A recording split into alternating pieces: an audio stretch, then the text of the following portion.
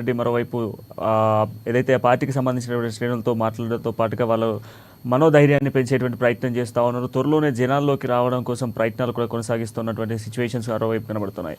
ఒకవైపు బాబు పర్యటనలో, మరోవైపు జగన్ సమీక్షలు. వీటికి సంబంధించిన కంప్లీట్ డీటెయిల్స్ అందించేందుకు మా ఇన్పుట్ ఎడిటర్ శ్రీనివాస్ అందుబాటులో ఉన్నారు. శ్రీనివాస్. రైట్ ప్రణయ్, మరోసారి ఏపీ రాష్ట్ర రాజకీయాల్లో పరిణామాలు చోటు చేసుకున్న పరిస్థితి అయితే కనిపిస్తుంది. వేడెక్కుతున్న వాతావరణం కనిపిస్తుంది. మనం ముందుగా చూసుకుంటే కనుక అధికార పార్టీకి సంబంధించి ఈరోజు ముఖ్యమంత్రి చంద్రబాబు నాయుడు మరోసారి అమరావతి పర్యటన చేశారు. ఈ అమరావతి పర్యటనలో తాను అమరావతిని రాజధానిగా నిర్మించదలుచుకున్నానని చెప్పేసి కూడా ఒక దీక్షతో ఆయన చెప్పిన మాటలు మనకు వినపరుచున్నాయి. అయితే ఒకటి ఇక్కడ చూడాల్సిన అవసరం ఉంది. ఈరోజు కూడా రెండు పార్టీలు, అటు ఏదైతే అధికార పార్టీకి సంబంధించి తెలుగుదేశం పార్టీ కావచ్చు, అదేవిధంగా గత ఎన్నికల్లో ఘోరంగా ఓటమి చెందిన జగన్మోహన్ రెడ్డి కావచ్చు, ఇద్దరు కూడా వారి వారి కార్యకలాపాల్లో నిమగ్నమైనారు. మరోవైపు చూసుకుంటే కనుక జగన్మోహన్ రెడ్డి ఏదైతే తన ఓటమికి గల కారణాలను సమీక్షించే పనిలో ఉన్నారు. ముందుగా మనము చంద్రబాబు నాయుడు అదేవిధంగా అధికార పార్టీ విషయానికి వస్తే కనుక ఈరోజు చంద్రబాబు నాయుడు అమరావతి పర్యటన జరిపారు. ఏదైతే గతంలో తాను కన్న కలలు అమరావతిని ఒక ప్రపంచ పటంలో చూపించాలి అనే ఏదైతే తన ఆకాంక్ష కోరికుందో ఆ మేరకు అమరావతిని తీర్చిదిద్దే క్రమంలో మరోసారి చంద్రబాబు నాయుడు అడుగు ముందుకేస్తున్నారని చెప్పేసి కూడా మనము ఈరోజు జరిగిన పరిణామాలు బట్టి చెప్పవచ్చు. ఎందుకంటే ఈరోజు మొత్తంగా కూడా అమరావతి పర్యటన జరిపారు.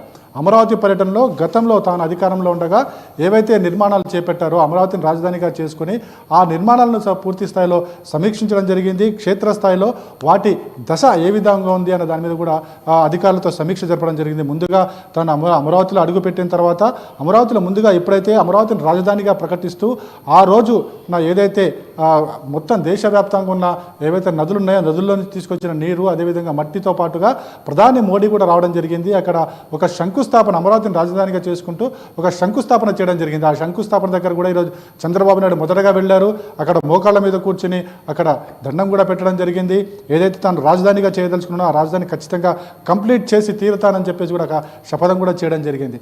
ఆ తర్వాత చూసుకుంటే కనుక ఏదైతే అసెంబ్లీ బిల్డింగ్ గతంలో తాను అధికారంలో ఉండగా ఒక శాశ్వత అసెంబ్లీ బిల్డింగు, అదేవిధంగా శాశ్వతంగా ఏదో సెక్రటేరియట్ నిర్మించాలని నిర్మించి కొన్ని నిర్మాణాలు అయితే చేపట్టడం జరిగింది.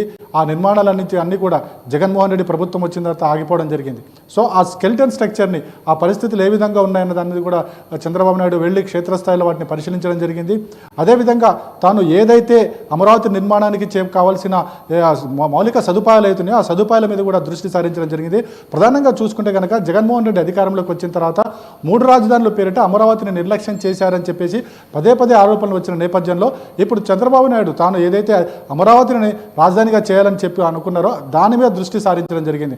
మొత్తంగా చూసుకుంటే కనుక ఈరోజు చంద్రబాబు పర్యటన చాలా స్పీడ్గా వేగవంతంగా జరిగింది. ఏదైతే తాను అనుకున్న క్షేత్రస్థాయి పరిశీలన కూడా చేయడం జరిగింది. అధికారులతో సమీక్షలు జరపడం జరిగింది.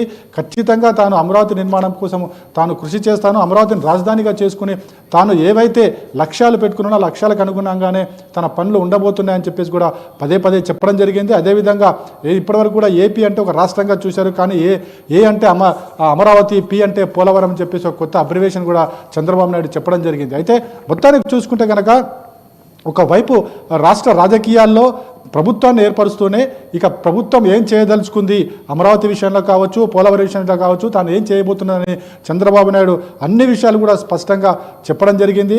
ఏదైతే నిన్న సోమవారం రోజున మొదటి రోజేమో మనకి పోలవరం నిర్మాణానికి సమీక్షించడం జరిగింది. పోలవరం అక్కడ వెళ్ళి అక్కడ ప్రాజెక్టు పనులు ఏ విధంగా ఉన్నాయి, అక్కడ ప్రాజెక్టు నిర్మాణం ఎంతవరకు కొనసాగింది, గత ప్రభుత్వం ఈ ప్రాజెక్టుకు సంబంధించి ఏ విధమైన నిర్మాణాలు చేపట్టింది, ఎంత నిర్లక్ష్యం వహించిందన్న దాని మీద అన్నింటినీ కూడా ఎక్స్పోజ్ చేస్తూ వచ్చారు. ఈరోజు అమరావతికి సంబంధించి కూడా గత జగన్మోహన్ రెడ్డి ప్రభుత్వం ఏం చేసింది అమరావతికి సంబంధించి, ఒకవైపు శాసన రాజధానిగా పెడతానని చెప్పినప్పుడు కూడా ఎక్కడ ఎంత నిర్లక్ష్యం వహించింది, ఏదైతే గతంలో తాను చేపట్టిన వేలాది కోట్లతో నిర్మాణాలు చేపట్టడం జరిగింది, ఏదైతే ఐఏఎస్ల క్వార్టర్స్ కావచ్చు, అదేవిధంగా మనకి శాసనసభ అసెంబ్లీ బిల్డింగ్ కావచ్చు, అదేవిధంగా మనకి సెక్రటేరియట్ కావచ్చు, అదేవిధంగా కొన్ని ప్రభుత్వ భవనాల నిర్మాణాలు కావచ్చు, అవన్నీ కూడా దాదాపుగా తాను అధికారంలో ఉండగా 50 నుంచి 70% పూర్తి చేయబడ్డం, కేవలం 25-30% కంప్లీట్ చేస్తే మొత్తం నిర్మాణాలన్నీ పూర్తి అయిపోయేవి. కానీ గత ప్రభుత్వం ఏదైతే జగన్మోహన్ రెడ్డి ప్రభుత్వం ఉందో ఈ అమరావతి నిర్మాణానికి సంబంధించి ఏ విధంగా అడుగు ముందు వేయక దాన్ని ఎక్కడికక్కడ వదిలేయడం వల్ల వేల కోట్ల రూపాయల నష్టం వచ్చింది. సో ఈ నష్టాన్ని పూడ్చుకుంటేనే ఆంధ్రప్రదేశ్ పునర్నిర్మాణానికి తాను మరింతగా ముందుకు వెళ్తాను, అటు ప్రజల సహకారం తీసుకుంటాను, అదేవిధంగా తనతో పాటు కలిసి వచ్చిన పార్టీల సహకారం తీసుకుంటానని చెప్పేసి చంద్రబాబు నాయుడు ఈరోజు జరిగిన మీడియా సమావేశంలో కూడా స్పష్టం చేయడం జరిగింది. సో మొత్తానికి చూసుకుంటే కనుక టీడీపీ కావచ్చు, ఎన్డీఏ కూటమి కావచ్చు, ఆంధ్రప్రదేశ్ సంబంధించి పోలవరం అదేవిధంగా అమరావతి ప్రధాన లక్ష్యాలుగా ముందుకు వెళ్తున్న అవైతే మనకి కనిపిస్తున్నాయి. ఇక ఈ విషయాన్ని పక్కకు పెడితే కనుక మరోవైపు రాజకీయంగా కూడా చూసుకుంటే కనుక ఇటు టీడీపీ జగన్మోహన్ రెడ్డి పార్టీని, వైసీపీ పార్టీని టార్గెట్ చేస్తూనే తన విమర్శలు జోరు కొనసాగిస్తూనే ఉంది. ఏదైతే పోలవరం విషయంలో ఏ విధంగా జగన్మోహన్ రెడ్డి ప్రభుత్వం ఎట్లా నిర్లక్ష్యం వహించింది, అదేవిధంగా అమరావతి విషయంలో ఏ విధంగా నిర్లక్ష్యం వహించింది, ఇదొకటే కాదు రిషికొండ గెస్ట్ హౌస్ విషయంలో కూడా టీడీపీ కేవలం డైరెక్ట్గా జగన్మోహన్ రెడ్డినే టార్గెట్ చేస్తూ అనేక విమర్శలు ఆరోపణలు చేయడం జరిగింది. ఇది ఒక జగన్మోహన్ రెడ్డి నివాస స్థలంగా, అందులో కోట్ల రూపాయలు వెచ్చించి ఆయన నివాస స్థలం ఏర్పాటు చేసుకున్నారని చెప్పేసి పదే పదే విమర్శలు ఆరోపణలు చేయడం మనం ఏపీ రాష్ట్ర రాజకీయాల్లో మనకు కనిపిస్తుంది. మొత్తానికి చూసుకుంటే కనుక ఇటు తెలుగుదేశం పార్టీ ఇటు అభివృద్ధి మీద దృష్టి సారిస్తూనే ఈ అభివృద్ధికి ఏదైతే జగన్మోహన్ రెడ్డి ఏదైతే అమరావతిని కావచ్చు, పోలవరం కావచ్చు ఏ విధంగా నిర్లక్ష్యం గురి చేస్తారో దాన్ని ఎక్స్పోజ్ చేస్తూనే ఇటు జగన్మోహన్ రెడ్డిని టార్గెట్ చేసే పనిలో అయితే తెలుగుదేశం పార్టీ కనిపిస్తుంది. ఇక మరోవైపు చూసుకుంటే కనుక ఈరోజు జగన్మోహన్ రెడ్డి పార్టీ ఓటమికి సంబంధించి కారణాలను వెతికే పనిలో ఉన్నారు. అందులో భాగంగానే మనం చూస్తున్నాం, గత 2 రోజుల నుంచి కూడా పార్టీ ముఖ్య నేతలతో జగన్మోహన్ రెడ్డి సమీక్ష సమావేశం జరుపుతున్నారు. ఈరోజు పార్టీలోని ముఖ్య నేతలతో పాటు గెలిచిన ఎమ్మెల్యేలు, అదేవిధంగా జిల్లా కోఆర్డినేటర్లు, సమన్వయకర్తలు ఏవైతే నియోజకవర్గ సమన్వయకర్తలు ఉన్నారో వారందరితో కూడా జగన్మోహన్ రెడ్డి భేటీ కావడం జరిగింది. ఒక్కొక్కటిగా అసలు ఓటమికి కారణాలు ఏంటి, 40% ప్రజలు మనకు ఓటేసినప్పుడు కూడా ఎందుకు ఓటమి చెందడం జరిగింది, అదేవిధంగా ఎందుకు వేయలేదు అన్న దాని మీద కూడా పూర్తి స్థాయిలో జగన్మోహన్ రెడ్డి సమీక్షలు జరుపుతున్నారు. ప్రధానంగా చూసుకుంటే కనుక ఈరోజు జరిగిన సమీక్ష సమావేశంలో మరోసారి జగన్మోహన్ రెడ్డి ప్రజల్లోకి వెళ్ళాలి అని చెప్పేసి కూడా భావిస్తున్నారు. అయితే దానికి సంబంధించి ఇంకా సమయం ఎప్పుడన్నది ఇంకా ఖరారు కావాల్సి ఉంది. అదొకటే కాదు, మరోవైపు చూసుకుంటే కనుక ఏదైతే టీడీపీ అధికారంలోకి వచ్చిన తర్వాత తమ పార్టీ నేతలపై, తమ పార్టీ కార్యకర్తలపై దాడులు చేస్తున్నారని చెప్పేసి వైసీపీ పదే పదే ఆరోపణలు చేస్తుంది. ఈ ఆరోపణ నేపథ్యంలో అనేక మంది మీద దాడులు జరిగాయి. కాబట్టి ఎవరైతే దాడులు బాధితులు ఉన్నారో ఆ బాధిత కుటుంబాలను కూడా జగన్మోహన్ రెడ్డి ఓదార్చే కార్యక్రమం చేయబోతున్నారు. దానికి కూడా త్వరలోనే శ్రీకారం చుడతారని చెప్పేసి కూడా పార్టీ శ్రేణులు చెబుతున్నాయి. మొత్తానికి చూసుకుంటే కనుక వైఎస్ జగన్మోహన్ రెడ్డి మరోసారి ప్రజల్లోకి వెళ్ళబోతున్నారు, ఓదార్పు యాత్ర చేయబోతున్నారు, మరోసారి రాజకీయాన్ని వేడెక్కించబోతున్నారని మాత్రం స్పష్టమవుతుంది. అయితే ఇప్పుడున్న పరిస్థితుల నేపథ్యంలో జగన్మోహన్ రెడ్డి ప్రభుత్వం జగన్మోహన్ రెడ్డి ఒకటే భావిస్తున్నారు. ఏదైతే చంద్రబాబు నాయుడు అధికారంలోకి వచ్చి సూపర్ 6 పేరిట ఏవైతే పథకాలు కావచ్చు, హామీలు కావచ్చు ప్రజలకు ఇచ్చారో వాటన్నిటిని కూడా అమలు చేసే దిశగా ప్రభుత్వం మీద ఒత్తిడి తీసుకొస్తామని చెప్పేసి జగన్మోహన్ రెడ్డి చెబుతున్నారు. ప్రధానంగా చూసుకుంటే కనుక ఏదైతే సూపర్ 6 పేరిట వృద్ధులకు 4,000 రూపాయల పెన్షన్, 4,000 పెన్షన్ కావచ్చు, లేకపోతే 18 ఏళ్లు నిండిన ప్రతి మహిళకు కూడా నెలకు 1,500 రూపాయలు కావచ్చు, అదేవిధంగా మనకి ఉచిత బస్సు కావచ్చు, కరెంటు కావచ్చు, ఇలా ప్రతిదీ కూడా ఖచ్చితంగా చంద్రబాబు నాయుడు ప్రభుత్వాన్ని నిలదీయాల్సిందే. మనకి ప్రతిపక్ష హోదా ఇవ్వనప్పటికీ కూడా మనం అసెంబ్లీలో మనకి ఏ విధంగా అవమానం జరుగుతుందో ముందే మనకు తెలుసు. కాబట్టి ప్రజల్లో ఉండాలి అనే ఒకే ఒక లక్ష్యంతో జగన్మోహన్ రెడ్డి పనిచేస్తున్నట్లు కనిపిస్తుంది.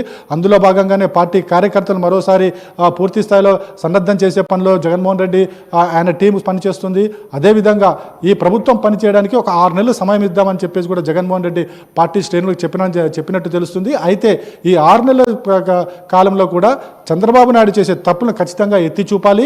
అదేవిధంగా ఏదైతే సూపర్ 6 పేరిట ప్రభుత్వం తెలుగుదేశం ఇచ్చిన హామీలు ఏవైతున్నాయో ఈ 1 తారీఖు నుంచి ఏ విధంగా అమలు చేయబోతున్నారనేది కూడా ఖచ్చితంగా నిలదీయాలని చెప్పేసి కూడా జగన్మోహన్ రెడ్డి భావిస్తున్నారు. అందుకోసమే పూర్తి స్థాయిలో అటు ప్రజల మధ్యకు వెళ్ళాలి, ప్రజల్ని సన్నద్ధం చేయాలి, తమ పార్టీ కార్యకర్తల్లో ఆత్మస్థైర్యాన్ని నింపాలి. అదేవిధంగా ఏదైతే టీడీపీ నేతలు తమపై చేసిన దాడుల వల్ల బాధితులు ఉన్నారో బాధిత కుటుంబాన్ని కూడా ఓదార్చే కార్యక్రమం చేపట్టాలి. తద్వారా వైసీపీని మరోసారి రాష్ట్రంలో ఉద్యమం వైపు నడిపించాలి. ఏదైతే టీడీపీ ప్రభుత్వం చేసే అరాచకాలను కావచ్చు, లేకుంటే హామీలను నిర్లక్ష్యం చేస్తే వాటిని ఎత్తి చూపే పని చేయాలని చెప్పేసి కూడా ఇటు వైసీపీ భావిస్తుంది. మొత్తానికైతే ఏపీలో రాష్ట్ర రాజకీయాలు మరోసారి ఇటు టీడీపీ అది ఇటు వైసీపీ నువ్వా నేనా అనే విధంగా త్వరలో ఉండబోతున్నాయని మాత్రం మనకి కనిపిస్తుంది. రాజకీయ ముఖ చిత్రం తెలుపుతుంది ప్రణయ్. ఎస్